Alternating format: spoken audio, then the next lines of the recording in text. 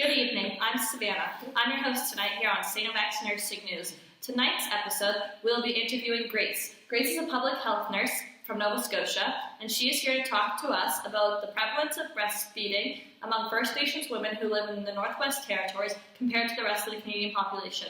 Hello, Grace. Thanks for joining us tonight. Thank you for having me. Grace, are you able to explain to our viewers the importance of breastfeeding? There are many reasons why a mother should breastfeed. Some examples are that it is less expensive to breastfeed, has many health benefits for the mother and baby, and also helps stimulate a bond between the mother and the baby. Can you name a few health benefits to breastfeeding? Some of the health benefits are a decreased risk of ovarian, uterine, and premenopausal breast cancer for the mother. For the baby, they can have an increase in immunity, aids with both GI and respiratory health of the infant, and can help reduce the risk of asthma and colitis if there is a family history. That is all very interesting. Are there certain populations that breastfeed more than others? Definitely. According to the 2006 Indigenous Children's Health Report, showed a rate of breastfeeding initiation for all Inuit children of 66% compared to the Canadian average of 80%. As a healthcare professional researcher, my focus is to educate and promote the benefits of breastfeeding to ensure that women in the Northwest Territories and their babies will flourish. Wow, there's quite a difference in those numbers. Are there factors or obstacles as to why women in Northwest Territories are not breastfeeding?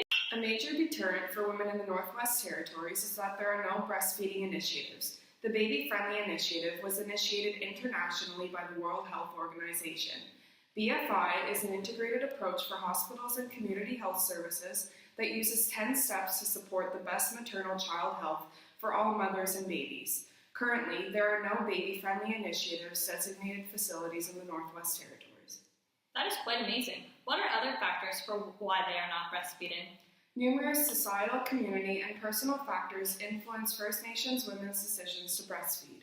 According to a study by Patrice Moffat, their findings showed that First Nations women in the Northwest Territories were unlikely to breastfeed because they considered breastfeeding to be an obstacle, were frequent drug or alcohol users, or were not taught how to properly breastfeed.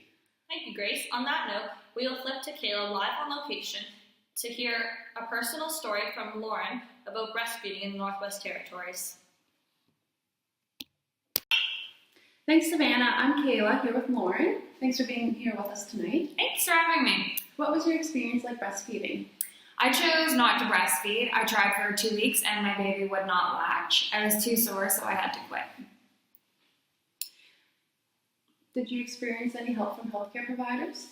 No, they told me I was taking too long to learn how to breastfeed, so I had to switch my baby to bottles.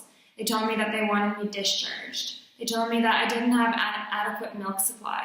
That milk wouldn't be produced. But my boobs were so full. Many women told me that. Anyways, I was told that I could get A+ formula that was made from breast milk. Did your friends and family have similar experiences? Were there reasons similar for why they did not breastfeed? Well, a lot of us have bad habits, like addictions that stop us from breastfeeding. Alcohol, smoking, chewing tobacco, and pot are all common habits. Breastfeeding also prevents us from going back to work. All right, well, thank you for your time. Back to you in the studio, Savannah. Hello again, Grace. I just have a few concluding questions for you. What would you say the greatest limitation of breastfeeding is for women in the Northwest Territories? The biggest limitation is that there are no breastfeeding initiatives in the entire territory. Education and awareness needs to be brought to the attention of the public so we can change the circumstances for these women. You make some very great points. Thank you for your time. We hope that you have reached out to many viewers on our show tonight. Thank you.